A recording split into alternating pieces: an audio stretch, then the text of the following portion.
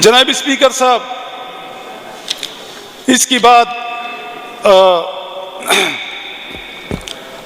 میں جو D G I S P R صاحب ہے ان کی سپیچ پہ آتا ہوں کہ انہوں نے سپیچ میں گالیاں دی. ہم گالیوں کا جواب گالیوں سے نہیں دیں گے، ہم دلیل کے ساتھ جواب دیں گے. میں یہ پوچھنا چاہتا ہوں کہ ایک سرکاری ملازم کسی پارٹی کے خلاف پریس کانفرنس کر سکتا ہے؟ ان کو یہ حق حاصل ہے. انہوں نے اس نے اس آئین کے تحت حلف لیا ہوا ہے کہ میں سیاسی امور میں کوئی دلچسپی نہیں رکھوں گا، کوئی انٹرفیرنس نہیں کروں گا. تو کیا ان کو یہ حق حاصل ہے کہ ایک پارٹی کے خلاف وہ مسلسل پریس کانفرنس کرتے رہی، ان کو گالیاں دیتی رہی، ان کو دھمکیاں دیتی رہی؟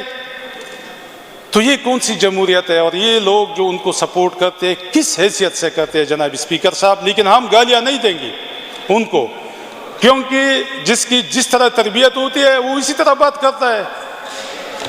تو جناب اسپیکر صاحب، انہوں نے پہلے کہا کہ عمران خان سیکیورٹی تھریٹ سے.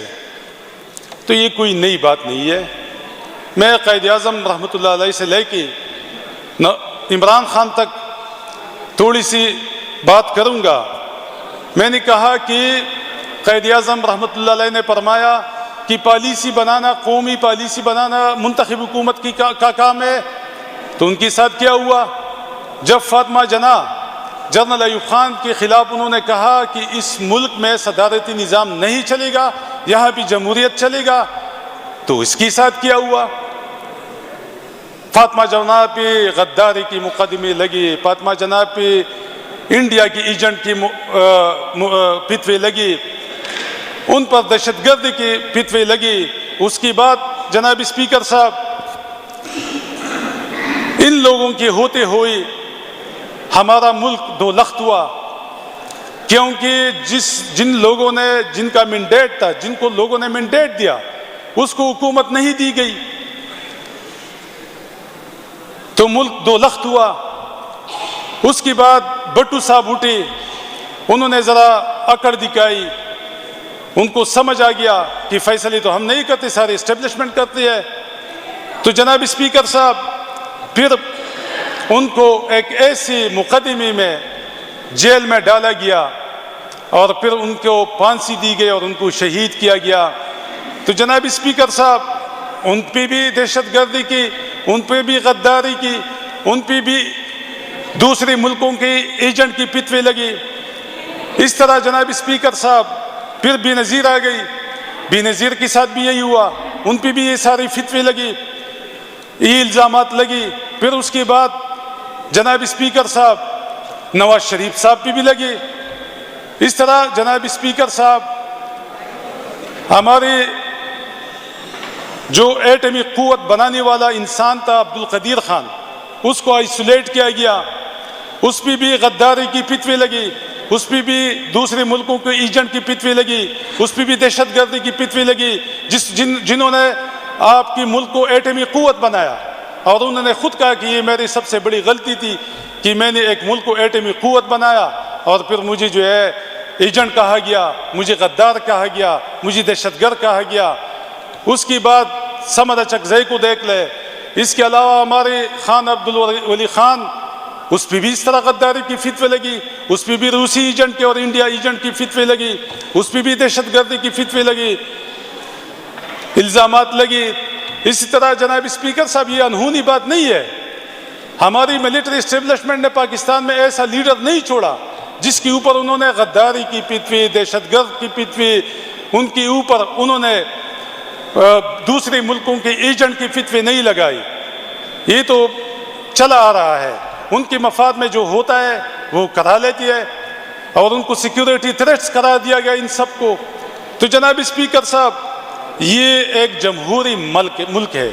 اگر آپ یہ لوگ سمجھتی ہے کہ ہم نے اس جمہوریت کو رول بیک کروانا ہے یا اپنی مرضی کے لوگوں کو بٹھانا ہے جو ہماری صرف ہاں میں ہاں ملائی، جب ان کو ایک کال پہ جا کے اسمبلی میں وہی کچھ کہنا ہوتا ہے کہ جو وہ چاہتی ہے، تو میرے خیال میں اس کی اتنی زیادہ ضرورت نہیں ہے.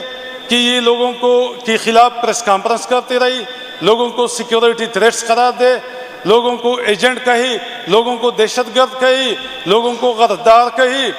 جناب اسپیکر صاحب، ہم تو پہلے بھی کہہ چکے ہیں کہ آ جائے یہاں پہ اپنے لوگوں کو بٹھائے، اس ساری چیزوں کو رول بیک کرے تو ہم بھی سکون کا سانس لے سکے اور عوام کو بھی ان کا یہ سیاہ چہرہ سمجھ آ جائے کہ یہ لوگ جو چاہتے ہیں اس ملک کی زمین ان کو چاہیے، اس ملک کی وسائل ان کو چاہیے، جس طرح مولانا صاحب نے ابھی فرمایا کہ یہاں پہ معدنیات ہے، یہاں پہ جنگلات ہے، یہاں پہ ٹورزم ہے، یہاں پہ بہت سے وسائل ہے، تو یہ اگر اب ہڑپ کرنا چاہتی ہے تو اس کے لیے قتل و غارت کی کیا ضرورت ہے؟